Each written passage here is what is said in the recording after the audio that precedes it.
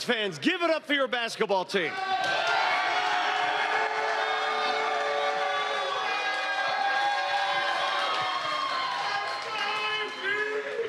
Unreal. You know, we talked about this. I know you did on your radio show. I did on mine. If the games are close in this series, advantage Nuggets because they know how to close. At the end of this game, so many clutch plays by so many clutch players. Aaron Gordon's 3 to tie it up. And then in the overtime, total domination. Guys, if it's close, Nuggets win. They do win because they have the best player in the world, Nikola Jokic, and then they just have a host of other guys who make plays, and they have done this over and over again throughout the years. You know, this is kind of the nightmare for Oklahoma City, and this is exactly the space that the Nuggets want to live in, which is let's get these games to the last 5 minutes, and then we will make the plays because we know how to do that. Oklahoma City, still a young team, still learning how to finish out this kind of stuff. And somewhere Bill Hanslick is, and let me pick up Bill's mantle. Oh, yeah. Says down here.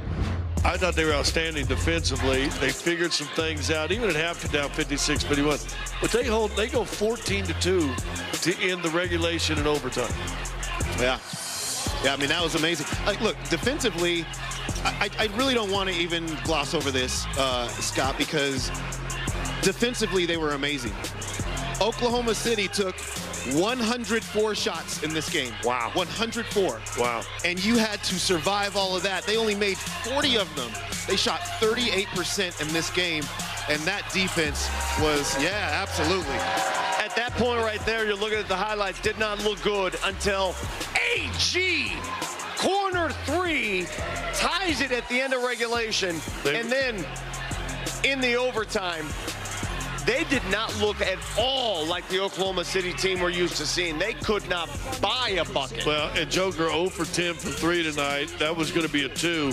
That looked good. He thought that was good, too, to end it. They were down 102-99 going into to that shot by AG. And then overtime, they dominated. They just took over. They did whatever they wanted offensively. You can see, look how they get paint touches out to 3. How about that man right there?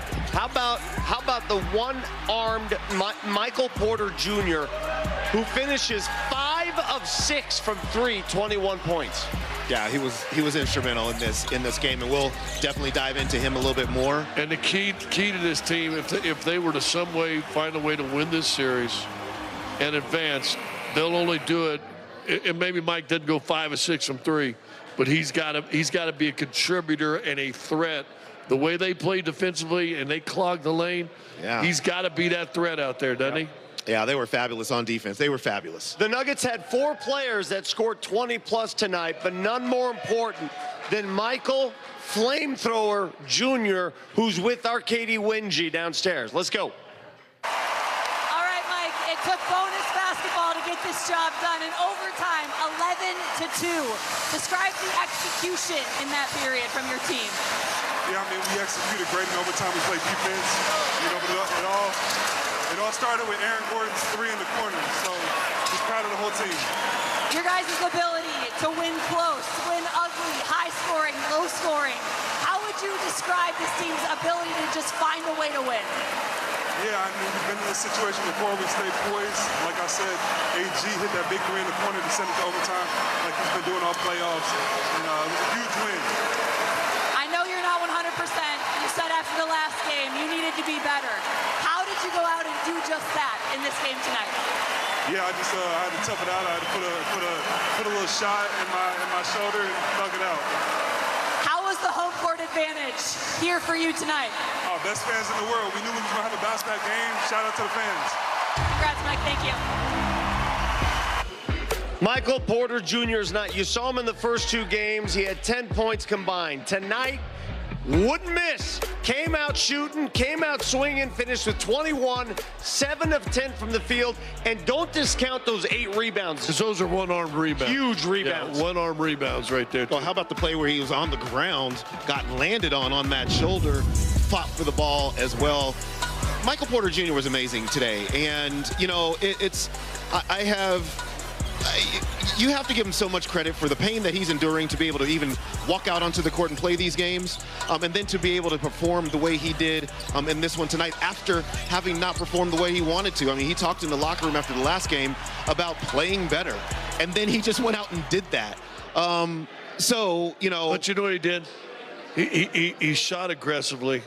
And I said this before the game, and I really mean it. I think there's a you know the pain's there. Yes.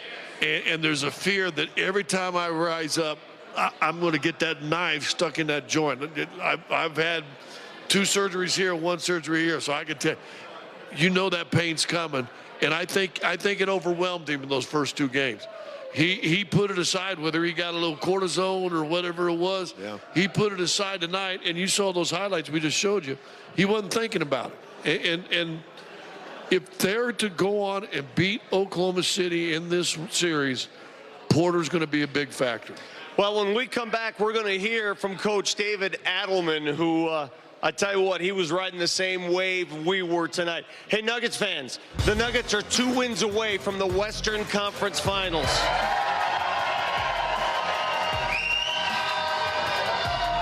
What a finish here at Ball Arena. You are watching Nuggets postgame live. We'll hear from head coach David Adelman when we come back.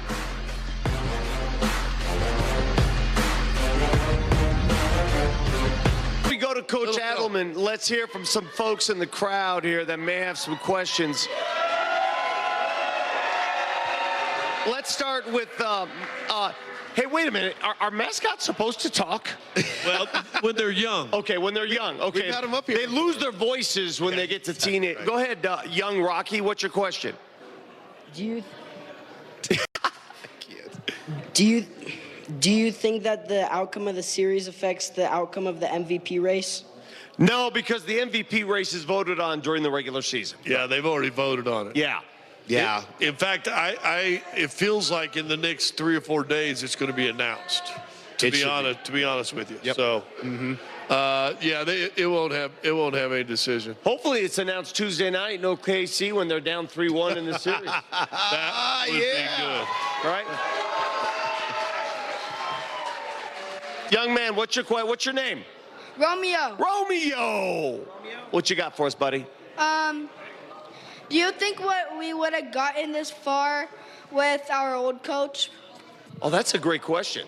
That's a very tough question to answer. Ooh. Well, look, here's how We had a boss over there, and I noticed he ducked. here's how I'll answer that question.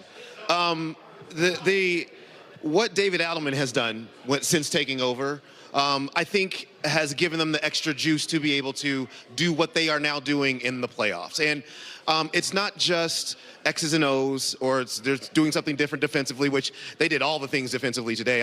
We'll talk about that a little bit later. But it's empowering the players to communicate amongst themselves and to have more ownership in the team. It's also, for him, it's extra ideas and just extra energy, and then the clearing out of the air. So